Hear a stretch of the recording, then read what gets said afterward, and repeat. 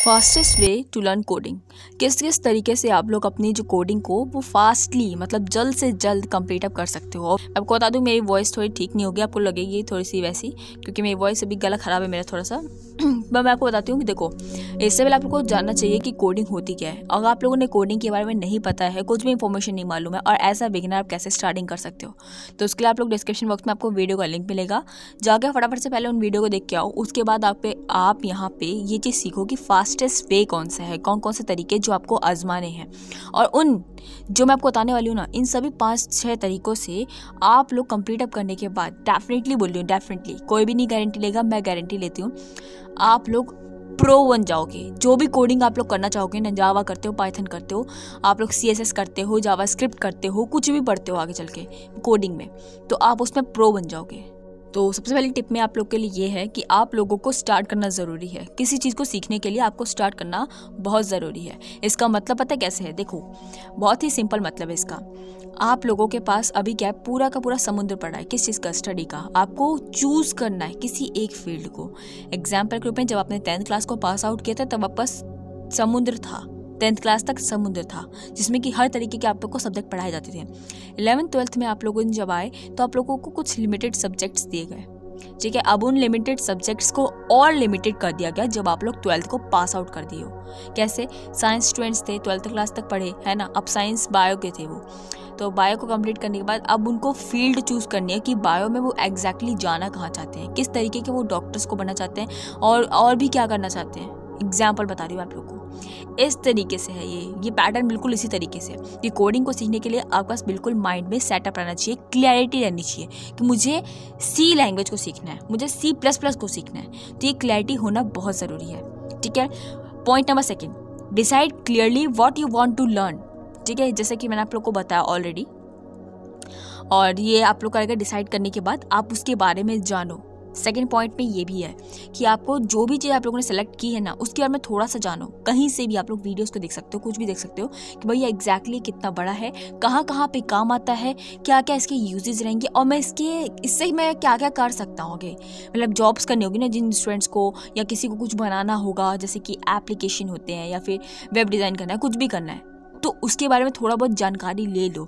और उसी के बारे में नहीं, आपको पता नहीं है कि जैसे C क्या होती है, C++ क्या होती है, इसका क्या काम है, पाइथन का क्या काम है, जावा क्या काम है, तो थोड़ा सा सुन लो या देख लो, कहीं से अंदाज़ा लग जाएगा। तब आप लोग सिलेक्शन कर सकते हो आराम से, आसान तरीके से कि भाई मुझे यार गेमिंग में इंटरेस्ट है, तो यार मुझे ये वाली कोडिंग करनी चाहिए। अच्छा, मुझे ना वेबसाइट बनाने में इंटरेस्ट है, तो मुझे HTML या फिर इस तरीके की प्रोग्रामिंग जो है वो करनी चाहिए थोड़ा सा। अच्छा, उसमें मैं C++, चलो इस तरीके से रहता है। समझ में आएगी बात को? मैं यहाँ पे अभी क्लैरिटी तरीके से, ज़्यादा टाइम वेस्ट होगा इसलिए नहीं बोल रही हूँ। अगला पॉइंट होता है रेगुलरिटी एंड फोकस। रेगुलरिटी का मतलब होता है रेगुलरली वर्क करना, चाहे 1 घंटा करो, चाहे आधा घंटा करो, लेकिन जैसे कि आपका रोज का रूटीन है ना, उसमें मॉर्निंग उठ के ब्रश करना है तित को, नहीं तो आपके दांत खराब हो जाएंगे। इसी तरीके से आप लोग को ये काम भी करना है कि आपका रोज का वर्क होगा। जैसे खाना खाना रोज का काम होता है ना, रोज करते हो नहीं करते हो? नहाते धोते रोज हो ना, नहाते हो तो बहुत लोग स्किप भी कर देते हैं बीच बीच में, जब ज़्यादा ठंड होती है बीमार पड़ते हैं तो वो छोड़ो, लेकिन ब्रश करना कोई नहीं छोड़ता है। तो उसी तरीके से आप लोग को यहाँ पे अपना काम भी करना है जो रेगुलर बेसिस पे हो, चाहे वो 15 मिनट का हो, चाहे आधा घंटा का करो, करना ज़रूरी है। अगर रेगुलरिटी रखोगे, फोकस रहोगे, काम को लेके प्रति फोकस रहना है। ये नहीं कि आज C++ कर लिया यार, चलो यार अच्छी लग रही, कल पाइथन करेंगे। नहीं, एक चीज़ को जो चूज़ किया है उसको कंप्लीट अप करना है। ये आपकी बिल्कुल जिम्मेदारी होनी चाहिए। और जैसे ही बैठो, पूरी आप तरीके से शिद्दत से बैठना और ये सोच के बैठना कि मुझे कंप्लीट करना ही करना है।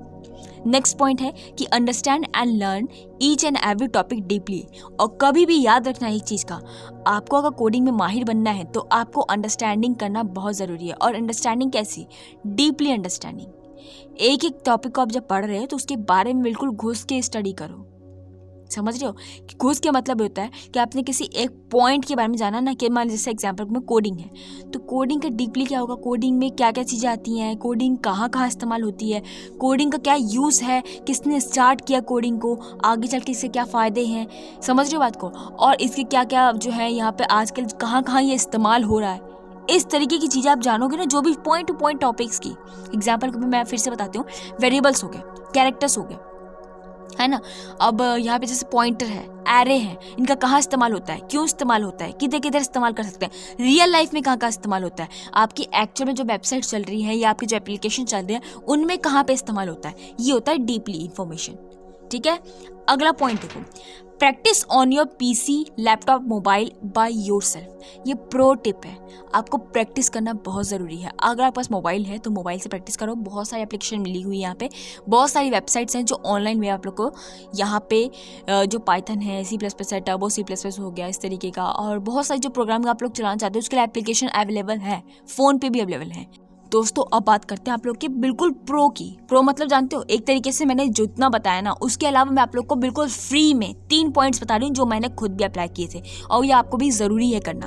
देखो, पहले चीज़ कि try to explore more questions, मतलब आप जो क्वेश्चंस स्टडी करोगे, जो आपने बुक्स खरीदी है, बुक्स को परचेज किया है और आपने जहाँ से भी सीखा जो चीज़ों को, वो तो आपने सीख लिया, ठीक है। इसके अलावा आप लोग को और क्वेश्चंस में घुसना है।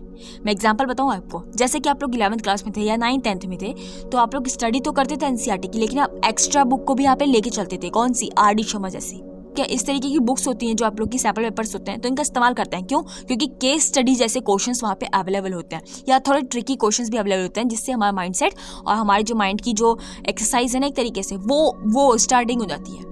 ठीक है, तो ये चीज़ अंडरस्टैंडिंग करना बहुत ज़रूरी है, आप लोग को करना ये चीज़ ज़रूरी है, क्वेश्चंस को एक्सप्लोर करना बहुत ज़रूरी है। नेक्स्ट पॉइंट है आप लोग के लिए कि update day by day about technology changes. आपको अपडेट रहना चाहिए। जैसे कि मार्केट में मैं बता दूं आप लोग को, क्यों ऐसा बोला था कि कोडिंग 2023 के बारे में जानो, कोडिंग 2022 के बारे में जानो, क्योंकि ये कोडिंग है। जैसे कि आप लोग एप्लीकेशन देख रहे हो, मोबाइल चलाते हो, नहीं चलाते हो क्या? चलाते होगे ना, सभी स्टूडेंट्स चलाते होंगे। आईफोन देखते हो, आईफोन 13 आया, आईफोन 14 आएगा, ठीक है, अब आ गया है मतलब, है ना। फिर 15, 16, 17 इतने कितने आईफोन्स आएंगे, कुछ ना कुछ चेंजेस करके वो लोग लेके आते हैं ना। या मैं बात करूँ जैसे कि छोटी छोटी प्रोग्रामिंग की टेक्नोलॉजीज़ की, तो आने वाले समय में जो टेक्नोलॉजीज है वो चेंज होती जा रही हैं।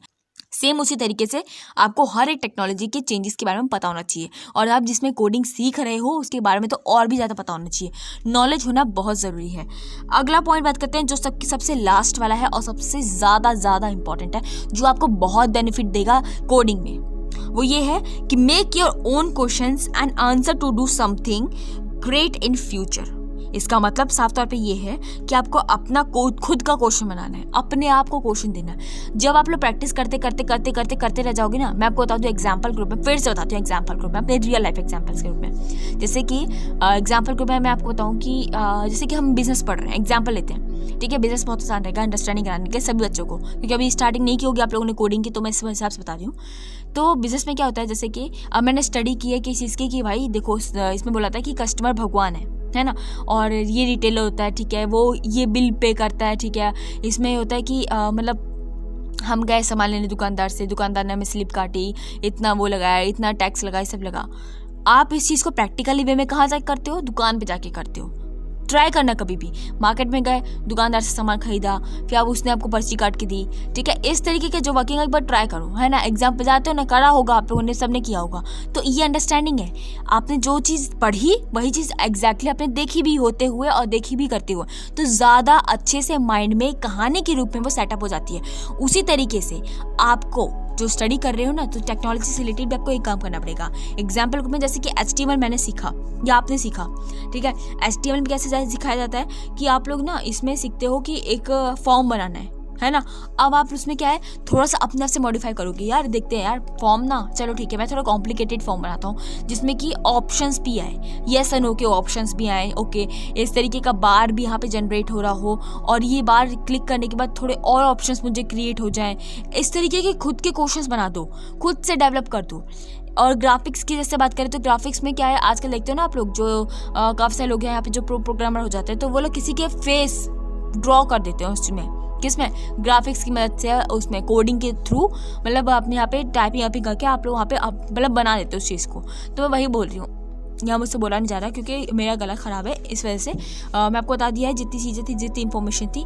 अगर इनके अलावा आप लोग को लगता है कुछ और है, पॉइंट्स होना चाहिए जो प्रो हैं ऑलरेडी, तो मुझे कमेंट बॉक्स में कमेंट करो, क्योंकि ये काफ़ी सारे स्टूडेंट्स को भी बेनिफिशियल होगा, ठीक है। इसलिए मैं आप लोग को बोल रही हूँ। और जो इन स्टूडेंट्स को मेरी वीडियो अच्छी लगी तो प्लीज़ चैनल को आप लोग लाइक एंड सब्सक्राइब करके जरूर जाएँ, और कुछ भी डाउट होता है मुझसे आप लोग इंस्टाग्राम पे फॉलो करके डाउट्स कंडक्ट कर सकते हैं। And again thank you so much for watching this video. मिलते हैं नेक्स्ट